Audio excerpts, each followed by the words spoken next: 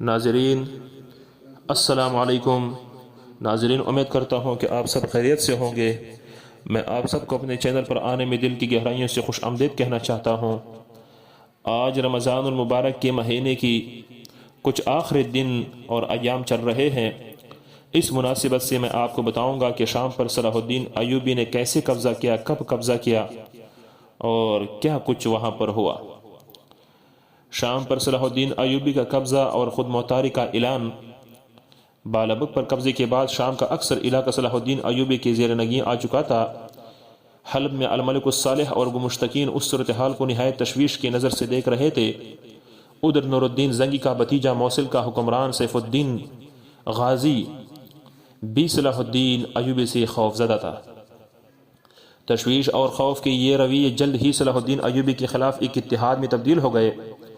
مشتقین کے ہاتھوں بہت سارے لوگ جیسے کہ الملک الصالح نے، جو مشتقین کا ایک پالتو بن چکا تھا، انہوں نے سیف الدین کو شام پر چڑھائی کی دعوت دے دی۔ سیف الدین نے اسے فوراً قبول کر لیا۔ اس کے ساتھ ہی اس نے اپنی طاقت بڑھانے کے لیے ایک تیسری فرد کو بھی اتحاد میں شامل کرنا ضروری سمجھا۔ یہ اس کا بڑا بھائی عماد الدین تھا، جو سنجار کا حاکم تھا۔ اگر حلب، موصل اور سنجار تینوں حکومتوں کی فوج ایک پرچم تلے جمع ہو جاتی تو صلاح الدین ایوبی کے لیے ان کا مقابلہ بہت دشوار ہوتا، مگر قدرت نے اس عظیم مجاہد کو ایک ماہر سیاستدان کی تمام خوبی عطا کر دی تھی۔ اس سے پہلے کہ سیف الدین اپنے بھائی عماد الدین سے رابطہ کرتا، صلاح الدین ایوبی کے قاصد سنجار پہنچ چکے تھے۔ انہوں نے عماد الدین کو یقین دلایا کہ اگر وہ اس موقع پر مصر کا ساتھ دے تو شام کے آئندہ حکومت میں اس کا معقول حصہ ہوگا۔ یہ پیشکش عماد الدین کو پرکشش معلوم ہوئی اور اس نے مصر کا ساتھ دینے کا فیصلہ کیا۔ سیف الدین کو یہ اطلاع ملی تو بڑا جنجلایا۔ اس نے فوج کو دو حصوں میں کر دیا۔ ایک حصے کی کمان خود کرتے ہوئے اس نے سنجار کا محاصرہ کر لیا، دوسرے حصے کو اس کے بھائی عز الدین مسعود اور امین ذوالفقار کی قیادت میں تھا مصر فوج سے لڑنے کے لیے روانہ کر دیا۔ مصری فوج سے لڑنے کے لیے روانہ کر دیا تو یہ لشکر حلب پہنچ کر وہاں کے افواج کو ساتھ ملانے کے بعد مصری فوج سے لڑنے کے لیے روانہ ہو اور صلاح الدین کے اہم شہر حما کا محاصرہ کر لیا۔ سیف الدین غازی دویم سے پہلے جڑپ۔ یہ رمضان المبارک کا مہینہ تھا۔ صلاح الدین کو جو ان دنوں سے حما سے دور تھے اور دوسرے قلعوں کو تسخیر کا سوچ رہا تھا، متحدہ لشکر کے پیش قدمی کی خبر ملی۔ ان کے پاس اس وقت توڑے ہی سپاہی تھے۔ انہوں نے مصر اطلاع بیچ کر فوری کومک طلب کی اور خود حما کے مضافاتی وادی قرون حما میں پہنچ گئے تاکہ حریف سے مذاکرات کرے۔ اس وادی کے دونوں جانب دو بلند پہاڑوں کی چوٹیاں تھیں، اسی بنا پر اسے قرون حما کہا جاتا تھا۔ مصری فوج کے قلت دیکھ کر اتحادیوں کی جرت بہت بڑھ گئی تھی۔ چنانچہ ان کی طرف سے جب مشتقین اور ابن عجمی گفت و شنید کے لیے آئے تو ان کا اندازہ جارحانہ تھا۔ صلاح الدین نے اپنی سپاہیوں کی کمی کو مد نظر رکھتے ہوئے صلح کی پیشکش کی اور کہا کہ انہیں صرف دمشق میں الملک الصالح کی نیابت کے طور پر حکومت کا موقع دیا جائے۔ ایوب کی نرمی دیکھ کر اتحادی نمائندوں کی مطالبات بڑھ گئے۔ صلاح الدین ان کے ہر شرط منظور کرتے چلے گئے۔ یہ بھی مان لیا کہ وہ حمات اور حمص سے دستبردار ہو جائیں گے۔ انہوں نے اب تک قبضے میں لیے گئے خزانے واپس کرنے کا مطالبہ بھی تسلیم کر لیا۔ اس کے باوجود کئی دنوں تک بات چیت چلتی رہی۔ اگر اس وقت اتحادی فوجیں یکبارگی حملہ کر دیتی تو مصری فوج کی شکست ظاہر تھی، مگر خوش قسمتی سے مذاکرات میں کئی دن گزر گئے۔ صلاح الدین ایوبی کو مصر سے طلب کردہ امداد فوج کا انتظار تھا۔ اگر وہ آ جاتی تو مذاکرات میں ان کا پلہ بھاری ہو سکتا تھا۔ جب امراء حلب نے دیکھا کہ صلاح الدین ہر مطالبہ مانتا چلا جا رہا ہے تو انہوں نے اسے حریف کی کمزوری پر محمول کیا اور لڑائی کا بہانہ بنانے کے لیے ایک اور غیر معقولی شرط رکھ دی، وہ یہ کہ حما اور حمص کے ساتھ رہبہ اور اس کے متعلق جاگیر بھی ان کو دے دی جائے۔ ایوب نے کہا، یہ علاقے میرے چچا زاد ناصر الدین بن شرکو کے ہیں، میرا ان پر کوئی اختیار نہیں۔ اس پر امراء حلب مشتعل ہو گئے۔ بات چیت تلخ تر ہوتی چلی گئی، کیونکہ یہ اتحادیوں کا اصل موقف یہ تھا کہ مصری فوج فوراً شام سے نکل جائے اور کسی علاقے پر حق نہ جتائے۔ اگر وہ ایسا نہ کرے تو ہم بزور قوت اسے نکال دیں گے۔ قرون حما کا معارکہ انجام کار بات چیت ناکام ہو گئی۔ اب ایک خوفناک جنگ ناگزیر تھی۔ اتحادی لشکر جو سیف الدین کے بھائی عز الدین مسعود اور ذوالفقار کی قیادت تھی، 19 رمضان المبارک کا مہینہ 570 ہجری 13 اپریل 1175 عیسوی کو قرون ہما کے وادی میں مصری فوج کے مقابل آ گیا۔ اتحادیوں کو عددی برتری حاصل تھی۔ صلاح الدین ایوبی نے جن افسران کو مصر سے کومک کے لیے بلوایا تھا وہ ابھی تک پہنچ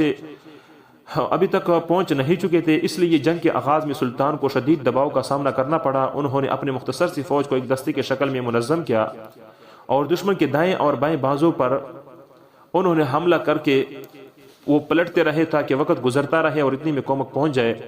سلطان نے اس لڑائی سے پہلے پیش قدمی کے طور پر حریف کے بعض افسران سے خفیہ رابطے کر کے انہیں خطیر رقم کے عوض جنگ سے پہلوتے پر راضی کر لیا تھا۔ چنانچہ دشمن کی جانب سے بھی یکبارگی پورا حملوں میں دیر ہو رہی تھی۔ اگر وہ سچ مچ مصری فوج پر ٹوٹ پڑتے تو سخت جانی نقصان پہنچ سکتا تھا۔ بہرحال ایوب کی حکمت عملی کامیاب رہی اور آخر خاص انتظار کے بعد سلطان کا بھتیجا تقی الدین عمر مصر کی تازہ دم فوج کے ساتھ عین جنگ کے دوران میدان میں آ پہنچا۔ کوئی خبر نہ تھی کہ یہاں جنگ چڑھ چکی ہے اور جنگ شروع ہوئی ہے۔ جب اس نے دونوں فوجوں کو لڑتے دیکھا تو فوراً اپنے سپاہیوں کو دائیں اور بائیں بازو میں تقسیم کر کے دشمن پر زوردار حملے شروع کر دیے۔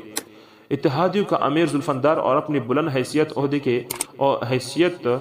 عہدے کے باوجود جنگوں کا تجربہ نہیں رکھتا تھا۔ تقی الدین کے حملوں نے اس کا منہ پھیر دیا اور وہ اپنے آدمیوں کو لے کر بھاگ نکلا۔ بھاگنے میں وہ افسران سب آگے تھے جن کو ایوب نے خفیہ روابط کے ذریعے میدان چھوڑنے پر راضی کر لیا تھا۔ البتہ عز الدین مسعود نے زنگی خاندان کی روایت شجاعت کا ثبوت دیا اور دیر تک ڈٹا رہا جبکہ اس کا لشکر پسپا ہوتا رہا۔ صلاح الدین ایوبی اس کی مردانگی پر حیران ہوئے بغیر نہ رہ سکے اور کہہ اٹھے یا تو یہ دلیر ترین آدمی ہے یا اسے جنگوں کے داؤں بیچ سے کوئی واقف ہی نہیں۔ یہ کہہ کر اپنے سپاہیوں کو بھرپور حملے کا حکم دیا۔ اب عز الدین مسعود کو بھی میدان چھوڑنے ہی میں عافیت نظر آئی۔ ایوب نے حکم دے کہ فرار ہونے والے یا زخمی سپاہیوں سے کوئی تعرض نہ کیا جائے اور ان کا تعاقب میں زیادہ تیزی نہ دکھائی جائے۔ سیف الدین غازی ابھی تک سنجار کے محاصرے میں مصروف تھا۔ عماد الدین نے شہر پر اس کا کوئی حملہ کامیاب نہ ہونے دیا تھا، مگر اب منجنیقوں کے سنگ بھاری سے شہر پناہ شکستہ ہوتی جا رہی تھی، شہر کے کچھ جو محافظ دستے تھے ان کو شکست ہو رہا تھا اور ان کے حوصلے پست ہوتے جا رہے تھے۔ ایک جانب شگاف پڑ گیا تھا اور قریب تک کہ شہر فتح ہو جائے، مگر اسی دوران سیف الدین کو خبر ملی کہ مصری فوج کی تعداد میں بہت کم ہونے کے باوجود ان کی سپاہیوں کو مار بگایا ہے۔ سیف الدین بڑا دل شکستہ ہوا اور ساتھ ہی اس نے خوف محسوس کیا کہ عماد الدین کو یہ خبر مل گئی تو اس کا حوصلہ بڑھ جائے گا اور وہ فوراً جوابی کارروائی پر اتر آئے گا۔ چنانچہ اس نے چالاکی سے کام لیتے ہوئے عماد الدین تک یہ خبر پہنچنے سے پہلے ہی اس سے صلح کا معاہدہ کر لیا اور محاصرہ اٹھا کر موصل لوٹ آیا۔ سیف الدین نے اس موقع پر یہ فیصلہ بھی ناگزیر سمجھا وہ عماد الدین کے ساتھ ساتھ اپنے حریف الملک الصالح سے بھی، جس کے کئی علاقے اس نے کچھ مدت پہلے دبا لیے تھے، صلح کر لی اور دونوں مل کر ایوب کا مقابلہ کر لی۔ اور انہوں نے کہا کہ دونوں مل کر ایوب کا مقابلہ کر لیتے ہیں، صلاح الدین ایوبی کا مقابلے کے لیے چلے جاتے ہیں۔ قاضی ابن شداد اس صلح کا حال یوں بیان فرماتے ہیں: سیف الدین نے عماد الدین سے صلح کر لیا اور اسی وقت نصیبین جا پہنچا، افواج کو جمع کیا اور ان کی اخراجات کا انتظام کیا، پھر کوچ کر کے دریائے فرات تک آیا اور البیرا کے مقام سے اسے پار کر کے دریا کے شامی کنارے پر پڑاؤ ڈالا، پھر الملک الصالح اور گمشتکین سے مراسلات شروع کی۔ ان کے درمیان مل بیٹھنے کے بعد طے ہو گئی، گمشتکین اس سے ملنے آیا، بات چیت کی، بہت سے ناکام دور چلے۔ سیف الدین نے بار بار واپسی کا ارادہ کیا مگر آخرکار الملک الصالح سے اس کی بلا واسطے بات چیت طے ہو گئی اور اہل حلب نے سیف الدین کی زیادتیوں سے درگزر کر دیا۔ سیف الدین کوچ کر کے حلب پہنچا، الملک الصالح خود اس استقبال کے لیے نکلا، حلب کے قلعے کے قریب اسے ملا، معانقہ کیا اور لپٹ کر خوب روئے۔ سیف الدین نے اسے قلعے میں واپس جانے کا کہا، وہ چلا گیا۔ سیف الدین خود لوٹ کر عین مبارک کے چشمے کے پاس خیمہ زن ہو اور ایک مدت تک وہاں رکا رہا۔ حلب کے سپاہی روانہ اس کی خدمت میں آتے رہے، روزانہ اس کے پاس آتے رہے اور خدمت میں پیش ہوتے رہے۔ سیف الدین قلعے بھی گیا اور وہاں کھانا کھایا، اس کے بعد وہ کوچ کر کے تیل سلطان پہنچ دیا، یہ ایک جگہ کا نام ہے۔ دیار بکر کے لوگ اور بہت سا مجمع اس کے ساتھ تھا۔ غرض شکست کے باوجود سیف الدین کی تیاریاں زور پر تھی۔ صلاح الدین ایوبی کو شام سے نکلنے کے ہدف میں وہ الملک الصالح کے پورے متحد ہو گئے تھے۔ حلب کا دوسرا محاصرہ اور خود مختاری کا اعلان صلاح الدین ایوبی نے قرون حمام میں دشمنوں کو شکست فاش دینے کے بعد انہیں کی خیمہ گاہ میں جا کر پڑاؤ ڈالا اور پھر جلد ہی حلب کے نواح میں کوراہ حصار پہنچ کر اسے خیمہ گاہ بنایا اور حلب کا محاصرہ کر لیا۔ یاد رکھنا یہ کچھ تاریخ کے کچھ ایسے اوراق ہیں جو میں آپ کے سامنے بیان کر چکا ہوں۔ یاد رکھنا صلاح الدین ایوبی نے لشکر کے وادی قرا حصار کے کیمپ میں ہی عید الفطر منائی۔ ادھر حلب والے محاصرے کی طوالت اور شدت سے تنگ آ چکے تھے صلاح الدین ایوبی کی خود مختاری کے بعد اب وہ مصری افواج سے کسی نرمی سلوک کی توقع نہیں رہ سکتے تھے۔ تاہم انہوں نے ان میدان کا دامن تام کر صلح کی پیشکش کی۔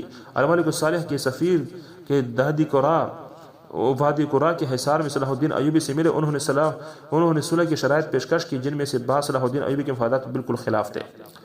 پیشکش وغیرہ میں بعد میں بتاؤں گا۔ بات کہنے اور سنانے کا مقصد یہ ہے اور سننے کا کہ دیکھیں صلاح الدین ایوبی نے اللہ رب العزت کے مدد اور نصرت سے کیسے فتح یابی حاصل کی۔ آج ہم امت مسلمہ ایک دوسرے کے لیے کم سے کم دعا گو تو ہو سکتے ہیں، دعا تو کر سکتے ہیں۔ آج امت مسلمہ آج اس رمضان المبارک کی 1446 کے رمضان المبارک کی کتنی پریشان صورتحال ہے اور کتنی پریشان کن صورتحال ہے آپ دیکھ رہے ہیں۔ مسلمان ظلم کے چکی میں پیسے جا رہے ہیں اور مسلمانوں کے لیے ہم کتنا دعا گو ہیں، کتنے ان کے لیے دعائیں کر رہے ہیں، یہ سب کو پتہ ہے اور سب اس سے بخوبی واقف ہیں۔ ہمیں چاہیے کہ افطاری کے ٹائم جو یہ تمام کے تمام عرضیں میں آپ کے سامنے پیش کرنے جا رہا ہوں اور میں آپ کے سامنے خون کے آنسو رو کر آپ کے سامنے التجا کر رہا ہوں کہ ہمیں مسلمانوں کو اتحاد ہونا چاہیے، متحد ہونا چاہیے اور ایک دوسرے کے لیے دعا کرنی چاہیے، معاونت کرنا چاہیے۔ آج پوری دنیا کی نظریں ہم اسلامی ممالک پر ہے کہ اسلامی ممالک کس طرح فتنے سے بڑھ سکتے ہیں اور ان کے چین کیسے ہم حرام کر سکتے ہیں، لیکن اللہ رب العزت ہمیں ہمیشہ کے لیے ہماری حفاظت فرمائے، ہمارے ملک خداداد کی حفاظت فرمائے، تمام مسلمانوں کی حفاظت فرمائے، خصوصاً ان لوگ جو آج دوسرے یعنی کافروں کے اور مشرکین کے اور یہودیوں کے اور عیسائیوں کے ظلم کی چکی میں پیسے جا رہے ہیں۔ اللہ تعالیٰ ان کی بھی نصرت اور مدد فرمائے اور اللہ رب العزت مسلمانوں کا بول بالا فرمائے، مسلمانوں کے حامی اور ناصر ہو۔ اللہ رب العزت غزوہ بدر کے وہ فرشتے جو اترے ہیں، اللہ رب العزت مسلمانوں کی مدد اور نصرت کے لیے وہاں پر پہنچائے اور ہمارے ہمیشہ کے لیے دعا گو رہے گی، کیونکہ اب عید الفطر بھی آنے والی ہے اور عید الفطر کے ساتھ میں نے یہ تحفہ آپ کے سامنے پیش کر دیا کہ سلطان صلاح الدین ایوبی نے کیسے شام پر قبضہ کر لیا تھا اور کیسے وہاں پر اپنی حکومت انہوں نے بنا لی تھی۔ تو میں پھر دعا گو ہوں آپ سب سے کہ آپ لازمی دعا کیجیے گا، ایک رات ایک دن باقی ہیں، ان مظلوم ماؤں بہنوں اور بچوں کے لیے ایسے دعا کیجیے کہ اللہ رب العزت کی وہ نصرت جو غزوہ بدر میں اتر آئی تھی وہاں پر پہنچے اور اللہ رب العزت مسلمانوں کے حامی اور ناصر ہو جائے اور ہمیشہ کے لیے اللہ رب العزت مسلمانوں کے حامی اور ناصر رہے ہیں۔ جب مسلمان حقیقی معنوں میں مخلص ہو کر مسلمانوں کا ساتھ دے اور ایمان کے ساتھ زندگی گزارنے والے بن جائے اور ایمان والی زندگی گزارے، اللہ ضرور مسلمانوں کی مدد اور نصرت فرمائیں گے۔ میں آپ سب کی دعاؤں سے اس مبارک مہینے کے ساتھ اجازت چاہتا ہوں۔ اللہ حافظ۔